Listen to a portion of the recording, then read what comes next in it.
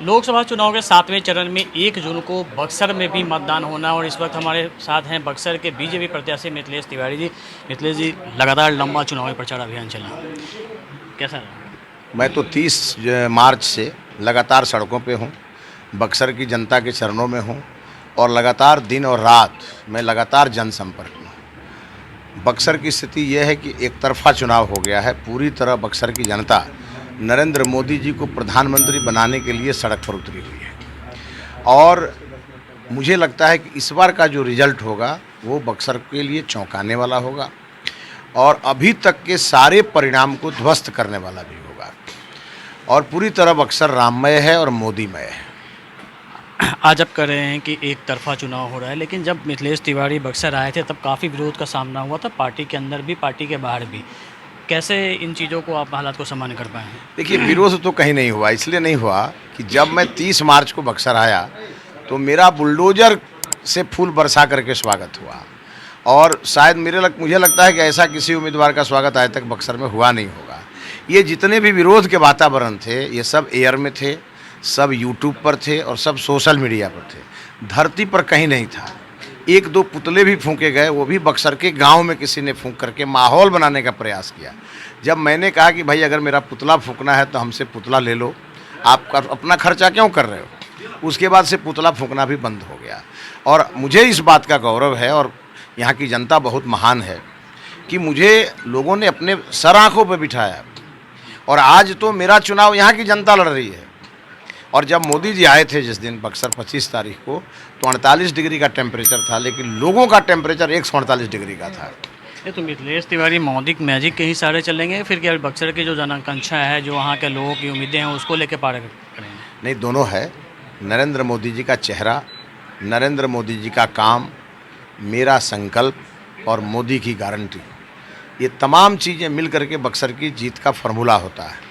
यहाँ के लोगों का कहना था कि 2 बार भी यहाँ मोदी के नाम पे ही 2 बार चौबे जी को यहाँ से चुनाव जीत के भेजा गया, लेकिन जो काम थी, जो यहाँ के लोगों की जो मांगे थी वो पूरी नहीं हुई, विकास नहीं हुआ। काशी के तट पे विकास करने की बात थी, वो विकास नहीं। तो उन चीज़ों को आप कैसे देखते हैं, कैसे आगे बढ़ें? देखिए, मेरा पहला संकल्प है बनारस के घाटों के जैसा बक्सर का घाट होगा और जैसे बनारस को मोदी जी ने डेवलप किया है वैसे मोदी जी से ही बक्सर को डेवलप कराएंगे और ये मोदी जी की गारंटी यहाँ भी लागू होगी।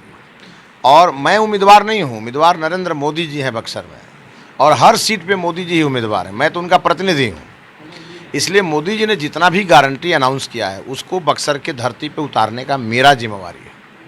मोदी जी यहाँ आए थे और आदरणीय मोदी जी ने बक्सर को ज्ञान की, भगवान राम के ज्ञान की भूमि डिक्लेयर किया है।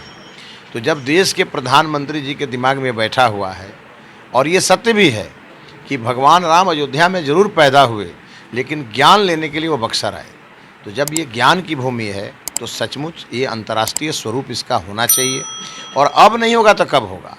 और मुझे लगता है कि अयोध्या सज गई, अयोध्या संवर गई, अब बक्सर की बारी है और इसीलिए मोदी जी का उम्मीदवार मिथिलेश तिवारी है। तेजस्वी यादव लगातार रोज़गार की बात उठा रहे हैं और हर जगह जो युवा हैं वो रोज़गार की बात कर रहे हैं। ऐसे सवाल आपके पास भी आ रहे होंगे कि रोज़गार के बारे में बात हो रही थी, महंगाई के बारे में बात हो रही है, क्या लगता है कि इन सब सवालों को चुनाव में मुद्दा बना हुआ है?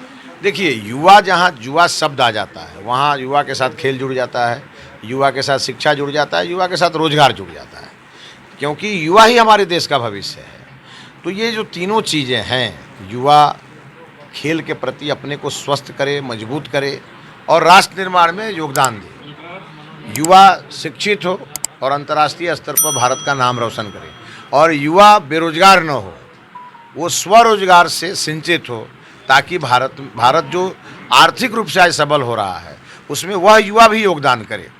इसके लिए एक बड़ी योजना मोदी जी ने बनाया है। आज़ाद भारत में पहली बार युवा पहले नौकरी मांगने वाला था और आज युवा नौकरी देने वाला बना है और ये सब स्टार्टअप के माध्यम से हुआ है।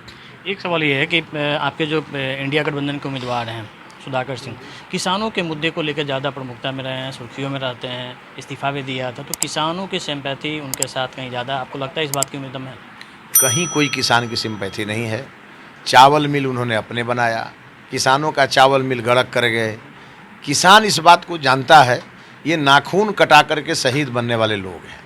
जब नीतीश कुमार जी की सरकार से ये बाहर आए तो इनको तो कहा गया था कृषि मंत्री बने थे किसानों के कल्याण के लिए ना, ये अपनी कमी छुपाने के लिए और ये चोरी जो करना चाहते थे उसको नीतीश कुमार जी ने रोका और उसका ये विरोध करके नाखून कटा करके शहीद बनने के लिए बाहर निकल गए। ये बक्सर के किसान बखूबी जानते हैं और बक्सर के किसानों के खाता में नरेंद्र मोदी जी का 6,000 रुपया आता है, जगदानंद सिंह और सुधाकर सिंह का 6,000 रुपया नहीं आता है। इसलिए बक्सर के किसान मोदी जी के साथ हैं। तो हमारे साथ है मिथिलेश तिवारी जो लगातार अपना जनसंपर्क चला रहे हैं बक्सर में। 1 जून को यहाँ पे मतदान है और उस दौरान बक्सर की सीट पे, बिहार के जो 8 सीटों पर मतदान होना है उसमें बक्सर की सीट भी प्रमुख है। कैमरामैन सनी के साथ अमिताभ ओझा, बक्सर न्यूज़ 24।